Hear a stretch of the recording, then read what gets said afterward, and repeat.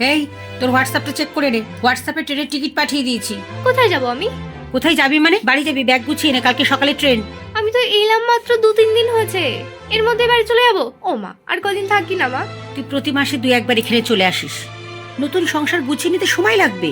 হ্যাঁ, তো কি হয়েছে? বিয়ে দিয়ে দিয়েছো বলে কি পর করে দিয়েছো? আমি এই বাড়িতে এসে থাকতেও পারবো না কয়েকদিন। সেটা তো আমি বলিনি। নিশ্চয়ই আসবি, তবে নিজের সংসারকে সময় দিয়ে তারপরে আসবি। তুই নতুন নতুন আসতিস, ওই জন্য তোকে তখন কিছু আমি বলিনি, কিন্তু তোর এটা অভ্যাসে পরিণত হয়ে গেছে। যদি তুই প্রতি মাসে এখানে আসিস তাহলে নতুন সংসারটা কবে গুছিয়ে নিবি? তুই এই বাড়ি ছেড়ে গেছিস, এই বাড়ির মায়া মমতা যদি তুই ত্যাগ করতে না পারিস তাহলে নতুন সংসারটাকে তো আর নিজের করতে পারবি না। ওই পরিবারটাকে নিজের করার দায়িত্বটা তো তোর। আর সেটা না করে সেই বাড়ির মানুষজনের সাথে ভালোভাবে না মিশে তুই যখন তখন এখানে চলে আসিস আর নিজের ইচ্ছা মতো করে থাকিস। তাই এবার থেকে যখন আসবি ওই সংসারে সমস্ত দায়িত্ব পালন করে তারপরে ছুটি নিয়ে আসবি। ঠিক জামাই যেমন অফিস ছুটি নিয়ে বেড়াতে যায়, জামাইকে সঙ্গে নিয়ে তারপরেই আসবি। ঠিক আছে, চলে যাব আমি, থাকবো না আমি তোমার এখানে। যে কোনো জায়গায় মানিয়ে নিতে সময় লাগে, নতুন সংসারে সময় না দিলে সেটা বুঝে নিতেও অনেক সময় লেগে যাবে।